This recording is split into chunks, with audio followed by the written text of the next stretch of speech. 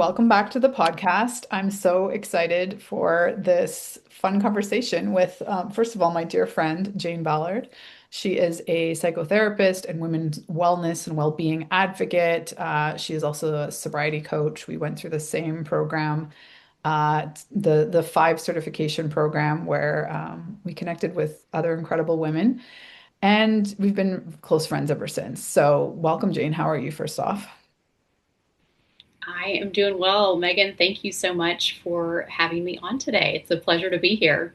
Yeah, and we had you on once, and we kind of did a deep dive a lot more on your work. And this time, I'd love if we kind of go down memory lane, the experience we had going on the Altavita Women's Retreat together. And I mean, yeah, I mean, it was.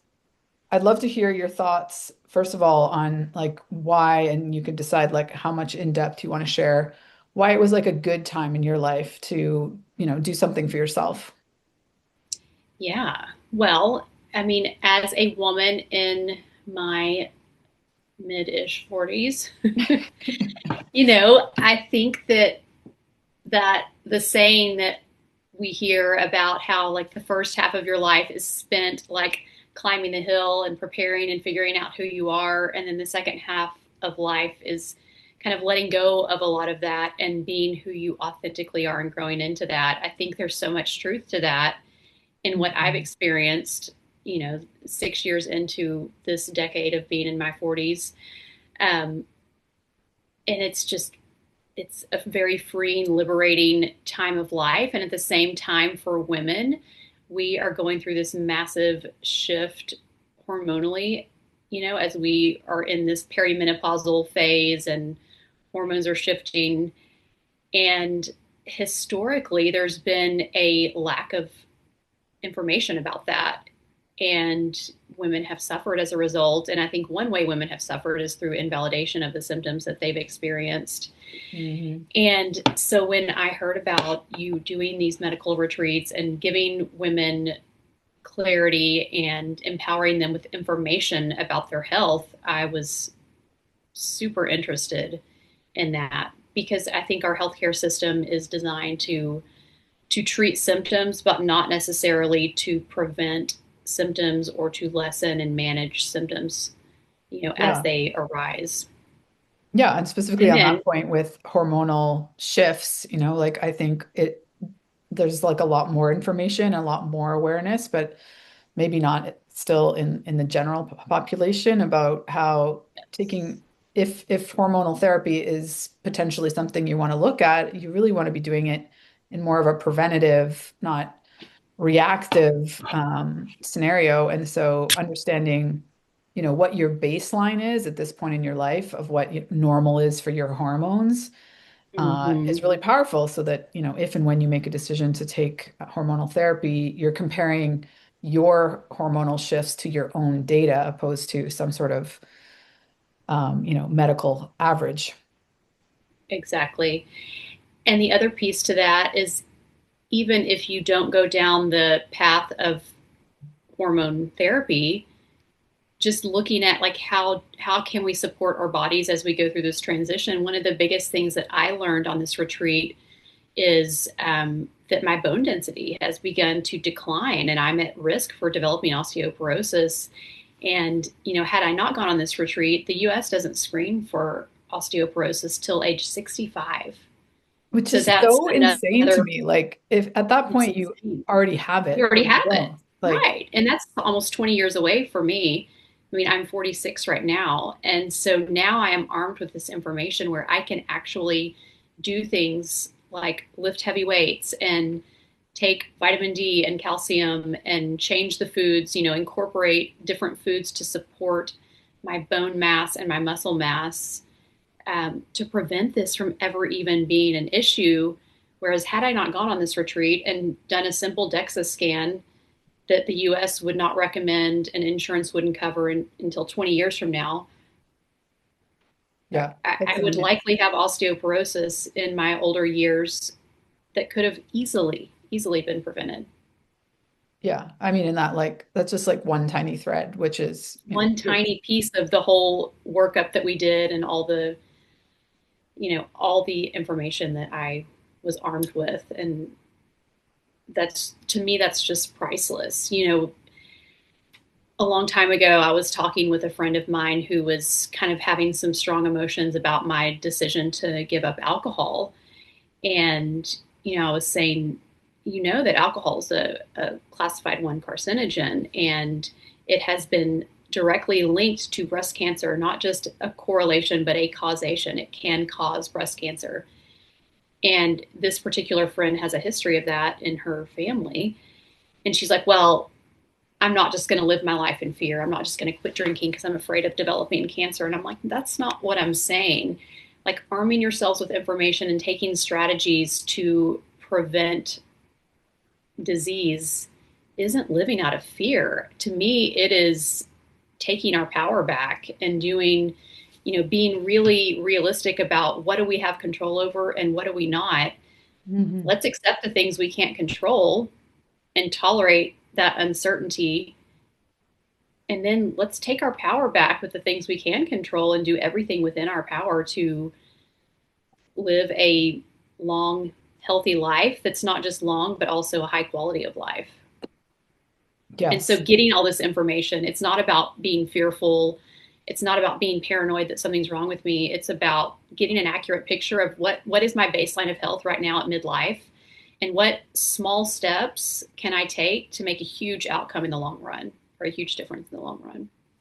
Yeah. And so just for like a little bit more context, if you're not aware of what this sort of experience encompasses, like a very high level is it's a 5-day experience of which 5 hours we spend in a private hospital and basically get you like 2 years of advanced medical diagnostics done and all sorts of, we do cardio, we checked our vein health, we did the bone density, we did both an ultrasound mammogram and a traditional mammogram, and then like the full blood panel. And what we're doing is giving you all of this data and then really leaning more on here are the holistic lifestyle choices that you can now Mhm.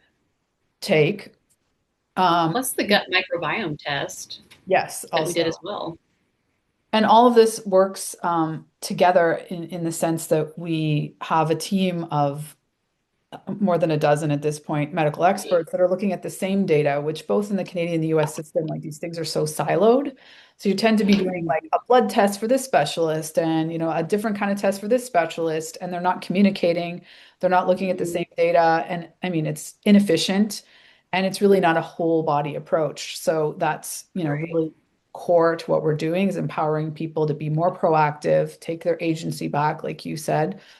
And also at the end of the day, like it's incredible. We're hoping like travel, cultural immersive, reset experience in itself, in that you know, I think one thing that was mentioned in particular in our group that we hadn't even really considered is, nobody really loves getting a mammogram. There are all these like, we should, I know I should, but you like put it off because like, are you dying to get a Mhm. mammogram? Well, no.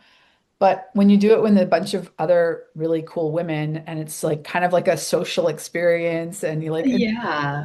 your system is like more chill about the whole thing. You're not like sitting there in a lab coat by yourself, it, Right. We're sitting in the waiting room together and chit chatting and laughing, and then someone comes out and we're greeting that person and asking how it was. And it was a different. fun experience.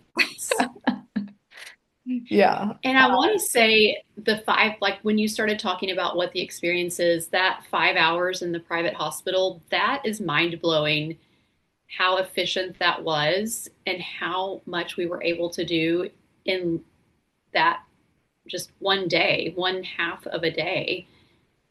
That literally I would be going all over Dallas. That would take me months to coordinate and get scheduled. It would be super expensive. Private insurance, my deductible is like $8,000 or something before insurance even starts covering stuff. And Yeah. I so, mean, really, there's it like that is cost and then your time too. Like, so you physically your have to go to a time different away from office work. days. And Yes. And even like trying to then get your test results, and you have to figure out how to get into this portal and what's your password for that, and then you read the results, but no one's there to interpret it for you, so you're not really even sure what to do with that, and you don't have another appointment till your next annual checkup to talk about these results that will then be a year old. It's so inefficient. Yeah. And I think, I mean, a different friend of mine was being quite, open about, she had a mammogram in the Canadian system, and here, you wait probably weeks at least, and usually there's still all these protocols. Like it did shift a little bit post-pandemic, where there's like a lot more telehealth. Sometimes Mm-hmm. doctors will deliver diagnoses or like walk you through results over the phone, but you're waiting weeks, like even waiting a week Yes. when sometimes these technicians, at least in the, in the Canadian system, like they're not allowed to give you any information, but they know what they're looking at, right? You know And what they're looking at, and you're trying to read their cues. And you're like trying to read their facial expressions and like read the undertones, and it's just stressful. At the end of the day, it's so stressful. And then you like go and sit in your own thoughts, and like God forbid you start Googling, all the things that you can try and all the self-diagnose. things. And it's just so, Yes. it's like this level of inflammation and stress on your system that is not necessary. Yeah. Yeah. That in itself can cause these issues that we're trying to uncover in the first place. Exactly. Yeah. So let's, yeah, like what else kind of surprised you about the whole experience? Or maybe like what were you most excited about? Probably not the mammogram and the Yeah. text, I but mean, really, the medical aspect of the retreat was just, in terms of how we spent our time, that was just a little sliver of it at the beginning. And then we had this amazing experience where we got to experience Mexican culture. We got to go to these places off the beaten path. The Tezmacal heat lodge ceremony, that was so unique, and just from a spiritual perspective, such a unique experience that I'm still kind of processing and still gaining from today. Like just the amount of beauty we were exposed to, the natural resources, the beauty of the country and the people was phenomenal. And then the women's circle, just being in a circle of women and having this experience together and connecting authentically and on a deep level. There's something about that that is so unique and so special, and healing, really.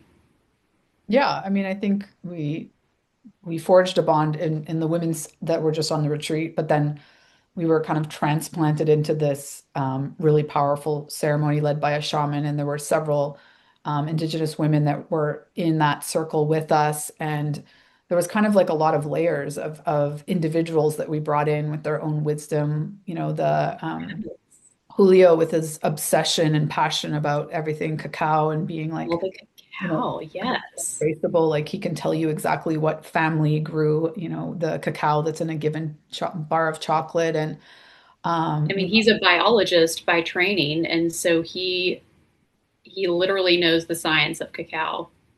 yeah, and he's obsessed um, and really, yeah, like the beauty. I don't know. There's so many layers of it's like you think something about chocolate and you don't really like. Yeah. Uh, Yeah, it's like Olympian level chocolate knowledge.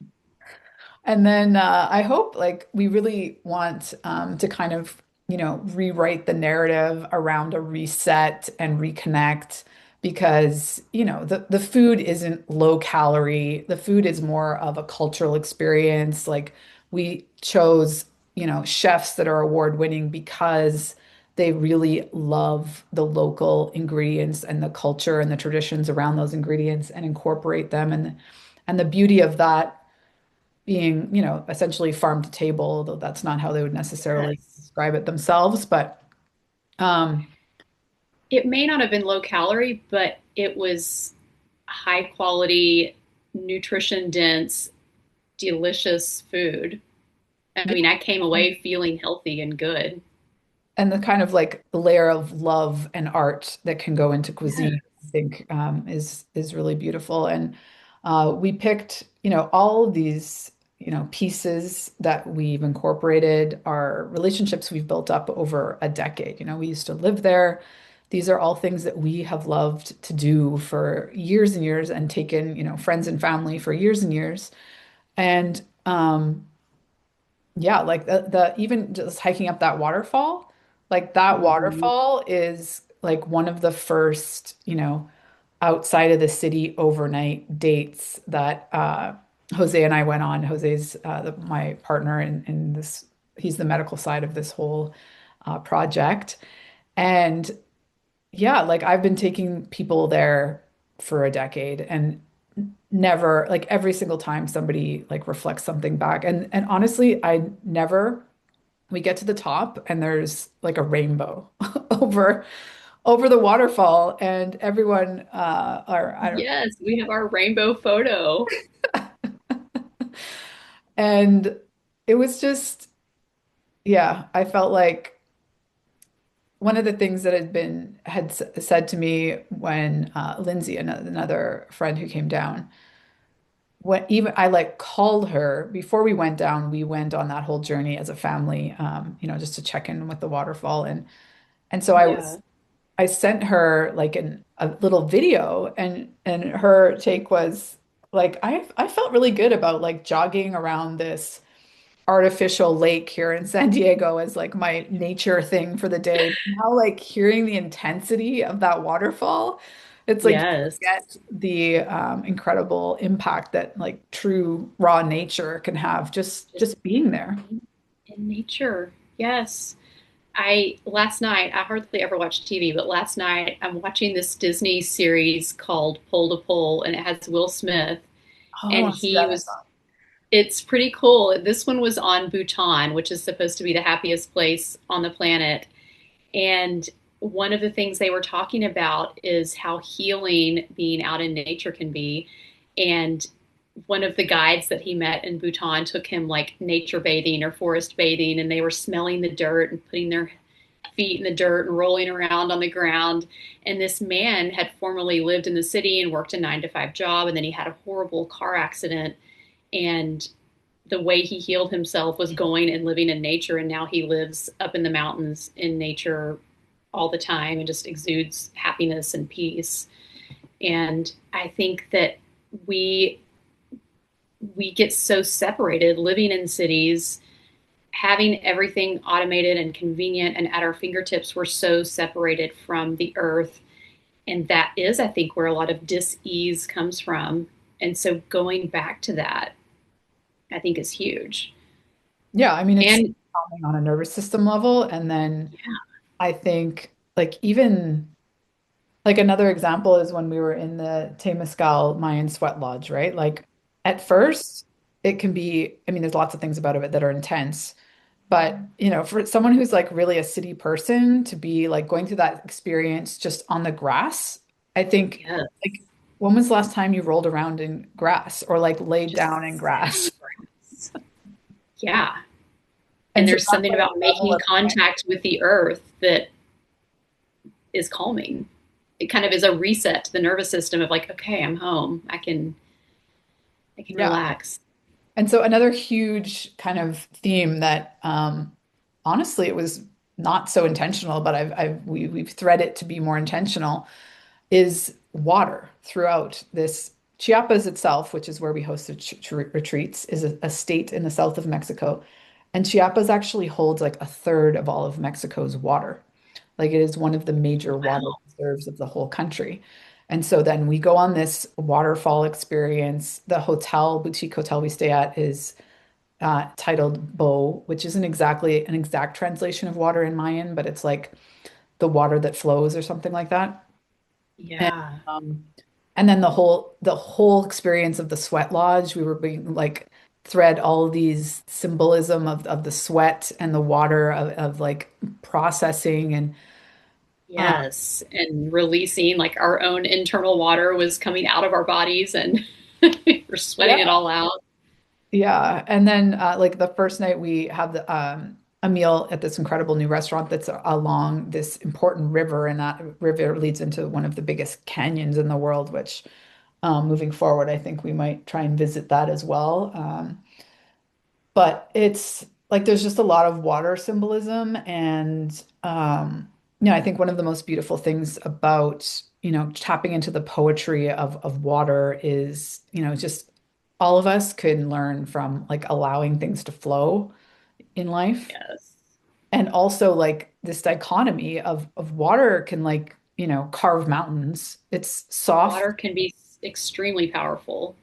Exactly. So this idea that like brute force is, that like I guess to the different ways that force can actually be so impactful, and it doesn't have to be, these more I don't know if violence the word I want to use, but I guess just reframing Well, like, the power of flow to be.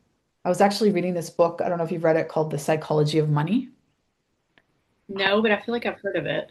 Yeah, highly recommend. It's and anyway, the opening thing is basically trying to give you the, like the power of the compound slight movements, and what they talk about is like the power that glaciers have. Like glaciers move, you know, micro or like centimeters, millimeters, but they like are Changes. literally shaping mountains. And like the impact of like 1 degree of where they're headed versus like how much impact that has over like 100 years.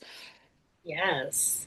Um, so yeah, I mean, I think there's like a lot there. So what else, if anything, like you kind of took away personally that maybe surprised you? I mean, I think for me, it was a time in life that's like I'm just going through a lot of stressors right now in my personal life. And so to And you're a kind of, mom of three, by the way, like even that in of itself with a full-time job is no joke. yeah, yeah. But just like being plucked out of my life. And we hear all the time, like, slow down, just be, don't, you're a human being, not a human doing. Mm, But when I hear that, I'm like, I don't have time to slow down. I've got like 3 kids and a business and a home and all these things, all these responsibilities. And so to have this opportunity to go and slow down and be in nature, at first it can be uncomfortable because our brains take a day or two to kind of adjust to the pace. But mm, then once you have that time to slow down, it feels so good. Just like we had Lindsay guiding us through the breath work. And I wish I had my journal with me. I wrote in my journal after that breathwork session, or maybe it was during, it may have been one of the guided prompts, but I was just writing what I had experienced during the breathwork session. And it was phenomenal. Like I had this visualization of like walking down into this underground place that was actually within me. And it mm, was this place of peace and beauty. And I think that is what we need, is to go within. Like we have the resources we need within us, but we have to be able to access them, and we can't access them if we're constantly doing and on autopilot. Like we have to slow down. And this was just such a beautiful opportunity to do that and to really get back into my body and engage my senses, like with the amazing food and the new flavors and different cuisines that we got to try. Um, just, Do you remember what you drew? Remember we were asked to like draw. yes, I had this drawing. It was like I had a horizon with a sunrise, and there was a hummingbird, and I can't Hmm, remember, but I had several symbols. cultural there. Yeah. Yeah. So many symbols. And the other thing that Sarah, another woman on the retreat, was saying, like, as a mom, like arriving and somebody else taking care of everything for 5 days Gosh. just felt like so incredible to her nervous system to like, she kept kind of like jokingly referring to at like I was playing the mom role as the facilitator and the organizer, like, things just Yes. from your perspective, things just happened, everything. um, Yes. unfolded without you having to like pay attention to the details or where to be or what to do. Right. And we had our driver who was always there with us and loading and unloading our luggage, and our meals just arrive, and we have this beautiful restaurant. Like the restaurant in Hotel Beau was just phenomenal. I wish I could eat there like every single day. And the chef would come out and talk with us and tell us about our food, and it was just such a unique, highly curated experience. And I think a lot of Americans, when they experience Mexico, they're going into these big resorts and they're beautiful and it's a wonderful experience, but they're not experiencing much outside the walls of the resort. And so to have the opportunity to have locals with us, you and your husband, like who have lived there and he grew up there, and you know people and you're showing us around and you have all kind of like the insider knowledge, and even getting to go to San Cristobal de las Casas, like I don't know if I ever would have made it to this remote beautiful town had I not been on a retreat like this. You know, I probably would have gone to Cabo and gone to a resort or Cancun or something like that. And so it really is a highly unique experience and an opportunity to get off the beaten path and see like these beautiful communities and be in the mountains. And I don't know, it's not something that you can just go do easily. Yeah. I mean, that's what we're going for, right?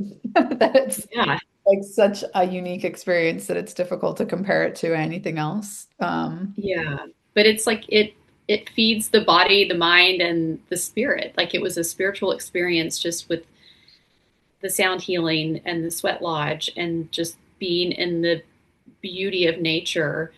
And then we had the physical component where we get to have all these tests run, and then at the end we get our results interpreted for us, and we had a meeting a month later when we got back with more recommendations, and we have a folder with all these documents to take to doctors back home. And then we're learning and we're connecting and we're socializing, and it's just kind of like the complete package of nurturing yourself. mm.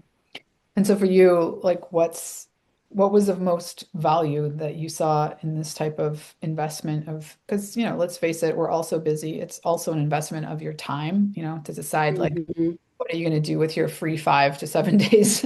For most of us Yeah. moms, we get to get that kind of thing maybe once a year, twice a year. I mean, to me, it's like two retreats in one. I love retreats. I've led two Both retreats stuff. in Bali, and before that, I attended a retreat in Bali, and I'm actually getting ready to go to India for 2 weeks to I know, do so the women's jealous. circles on a friend of mine's retreat. So I love retreats.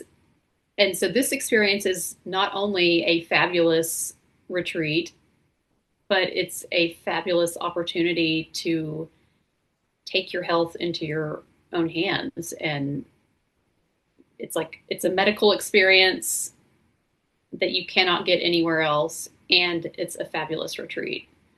Mm, amazing. When we need to book your next follow-up, I think we're coming up We with. do. Yes. I know. I need And to you be are implementing someone these changes. if we could just touch on because I mean, we don't need to name names, but you're already kind of in particularly in North America, like there's a lot of wearables, there's a lot of um, communities or offerings, I guess, to get, some sort of medical testing remotely so you feel like you're more in tune with what's actually going on in your body. Because you shared Mm-hmm. like a lot of the data that you already had. So I'd be curious to know, like, what did you feel like was different? Was it just that you had, a doctor to go through it with you in a different way? I mean, obviously there's a lot of tests that we do in a hospital with these, giant machines that you're not getting access to remotely, but Yeah. I mean, that's a piece of it. But the fact that it wasn't siloed like it is here in the United States, like I get some testing, with my OBGYN, and then some with my primary care doctor, and then some that I've just paid extra and done on the side with a functional company. And then a therapist for my mental health and like all these different things, and like you said, they don't communicate, and I get bits and pieces. I'll get a piece here and a piece here, but these two providers aren't necessarily communicating about how do these two pieces interact with each other and what can we do to address them. And so to me, just the fact that you're doing it all at one time, plus the bone density scan, like the gut health, I never would have thought to do that. um, like the CT scan of the abdomen and the mammogram with the ultrasound and the vascular, like so many of these things that really are beneficial to have, especially as you enter midlife. They're not routinely done unless there's an issue that pops up and they're like, oh, well, let's look at your veins and see what's happening. Yeah, And so, reactionary. They're not gonna like I think it's probably similar in the US, but here in Canada, like the system really doesn't allow you to be proactive. Like they'll be like, nope, you're not, in Canada it's not you 65. don't meet criteria. You don't meet the criteria, you don't have symptoms, you're not in pain, you're not XYZ age or in whatever category. Therefore, the system doesn't like allow it, or maybe it's the insurance Yeah. is not going to pay for it because it's not The easy. insurance won't pay for it, and the doctor won't even order it because so many people pay for like so few people would pay for these things privately that they're like, well, we're not going to order this test, and then it's going to get denied anyway. And so you have to really jump through a lot of hoops and be savvy about how to advocate for yourself, and sometimes that doesn't even work. And so just to have this all done and then to have somebody sit down with you and take the time to explain it, whereas in the US, these doctors are slammed. And so you might get 5, 10, maybe 15 minutes to have a conversation about a ton of data. And so and it's anxiety provoking. A lot of people really dread going to the doctor because they're afraid to get bad news. And then they're going to get 5 minutes to ask questions. And then they're still going to come away and not really understand all the implications. And they're told to wait and see or come back. And so it can be really scary and a really complex thing to try to navigate. Mhm. And this just desimplifies it, and it's much more just caring and a more personal experience. Yeah, I mean, we really want to simplify it, streamline it, and ultimately like build this relationship with our clients where you feel like, some follow-up question occurs to you 3 weeks later, email us, you want to book a call, like we're here to like um, yeah, to go over anything, or also like, let's say that something came up and we recommend that you then go for follow-up testing and kind of, support you emotionally through navigating your own system. Yeah, You need all to. of that. Yeah. So, thank you so much for walking through all of this. Let's end on like a non-medical note. What was like your favorite Yeah. meal or flavor or like yeah, like sensory experience that you felt like was something new? Oh, gosh, that is so hard. I mean, the food was phenomenal, unlike anything I had ever had, and unlike the Tex-Mex food that we have here in Dallas, which I also love. I don't know. The desserts were good too. Oh my God, that remember we Honestly, just ordered like all the desserts on the menu and like yes. them all. That was We amazing. had like 5. We're like, we can't decide. Let's just order them all and share. Yes. And remember the chef cooked with a lot of beets because they grow a lot of beets in that area, but you would never really guess that. It's just the way they were woven into all the dishes was so amazing. And then the cacao, Julio and his cacao, like I've been drinking cacao some since I got back, and Amazing. I never would have thought to do that otherwise. Yes, cacao, I mean, for those of you who don't know, is really a powerful ingredient to incorporate, especially in the perimenopause era. I mean, it's really great for boosting serotonin naturally. Like it gives you, Mhm. uh, it does have caffeine in that element and it's antioxidant, but it's like a softer boost. And Yes. it also supports serotonin and hormonal regulation. So it's a great thing. Like I personally drink it when I'm menstruating. Like I feel like coffee Mhm. hits me as too acidic that week. And Yeah. I think it's like a really powerful tool to incorporate into your routine, whether you really make it into a ritual or you just like, but when you come down and hear Julio tell you all the things, you'll understand like you need to find a high quality source of actual cacao. Yes, for sure. Yeah, and it's thought to be a heart opener, just to open up the heart space and help you access those emotions of love and compassion and kindness. And I love that piece of it. Yeah, and in the Mayan culture, they've always thought of it.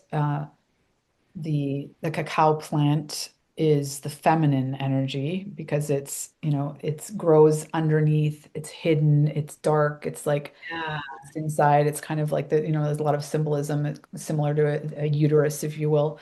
Whereas the masculine plant in Mayan culture is corn because it's, all the seeds are on the outside. It's very, Yes. and it also is very energizing. It is that masculine energy. It's full of B vitamins and yeah, so I've always loved that little I love that too.